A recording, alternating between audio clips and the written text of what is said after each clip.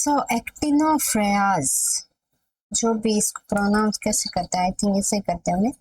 सन एनिमलक्यूलिस, एनिमलक्यूल, सन एनिमलक्यूल, क्योंकि ये सन जैसा दिख रहा है, ऐसे लग रहा है इस समय इससे रेर निकल रही है ना।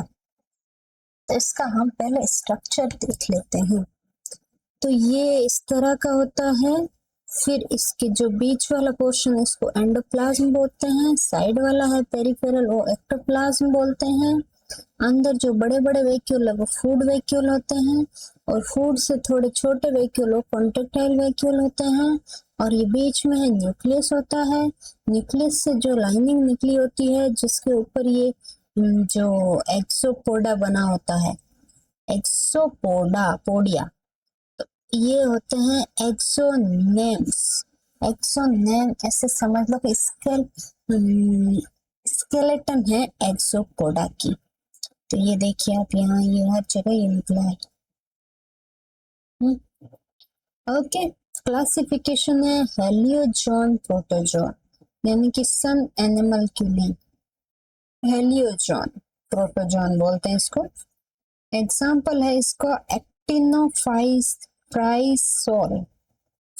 हैबिटेट क्या है, फाउंड कर ये मिलता है स्टेगनेट फ्रेश वाटर के अंदर, फ्लोट करता है अमोंग वेजिटेशन और मूव अलोंग द बॉटम, यानी ये करता है फ्लोट, जो वेजिटेशन प्लांट सॉरी उस वाटर बॉडी में है, जो वेजिटेशन के साथ साथ में ये क्या करता है, फ्लोट करता है, या फिर बॉटम में यदि वेजिटेशन है उनके साथ भी फ्लोट कर सकता है।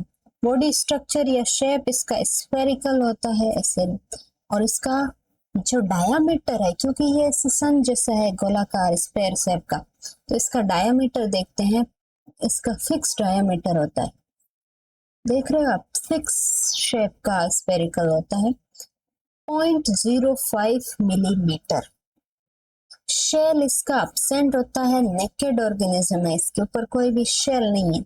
Cytoplasm not clearly divided, clear division नहीं है एंडोप्लाज्म और एक्टोप्लाज्म में, बट वो बीच वाला पोर्शन को हम एंडो बोलते हैं, साइड वाला है तो बोलते हैं। इनर रीजन में लार्ज सेंट्रल न्यूक्लियस, सेंटर में एक न्यूक्लियस होता है, उसके साइड में जो साइटोप्लाज्म है उसको एंडोप्लाज्म बोलेंगे, और पेरिफेरी में जो साइटोप्लाज्म है उसको एक्टोप्लाज्म बोल देंगे। फूड वैक्यूल प्रेजेंट होता है आउटर साइड में, न्यूमरस ब्लिस्टर लाइक वैक्यूल होते हैं विथ क्लियर फ्लूइड, यानी कि ये वाले क्लियर फ्लूइड है आउटर साइड में, ये बीच में नहीं है, यहाँ पे।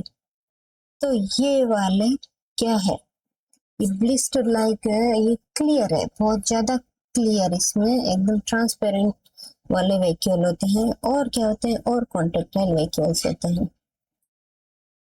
सिंगल ही होता है कॉन्ट्रेक्टाइल वैक्यूल, यूजुअली लार्ज और सिंगल, नियर बॉडी सरफेस पे ही होगा ये, ताकि बॉडी सरफेस पे ही वाटर को वापस से डिस्चार्ज किया जा सके।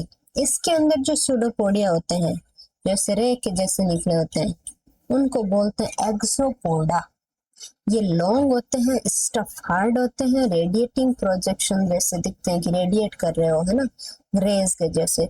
सपोर्ट किए जाते हैं ये एक्सेल फिलामेंट से, कवरिंग नियर न्यूक्लियस, न्यूक्लियस से ये निकल के जो फिलामेंट निकलते हैं, है ना, उसको एक्सेल फिलामेंट, उससे ये सपोर्ट किए जाते हैं। फंक्शन क्या है इसका, सूडोपोडिया या एक्सोपोडिया का, फूड कैप्चरिंग करने के लिए, लोकोमोशन के लिए बिल्कुल नहीं है, और यही इसका सन जैसा अपीयरेंस देते हैं।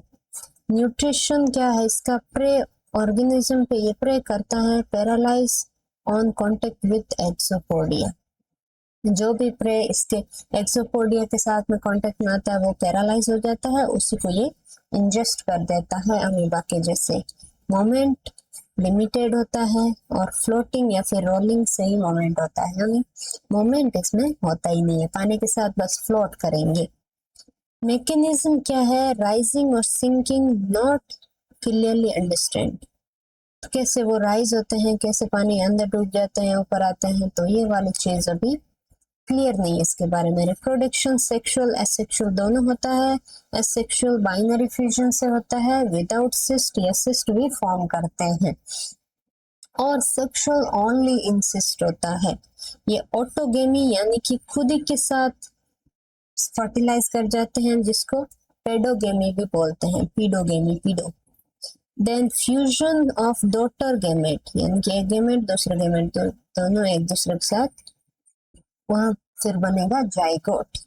जाइगोट डिवाइड होता है दो डॉटर इंडिविजुअल में, फिर इमर्ज कर फ्रॉम द सिस्ट, सिस्ट से वो फिर जाइगोट है वो बाहर निकलते हैं।